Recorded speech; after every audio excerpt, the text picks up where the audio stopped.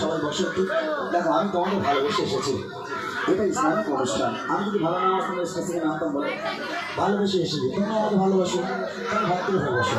কোনো বিশৃঙ্খলা করো না। কত মানুষ এখানে আছে দেখো, এই মানুষগুলো অনেক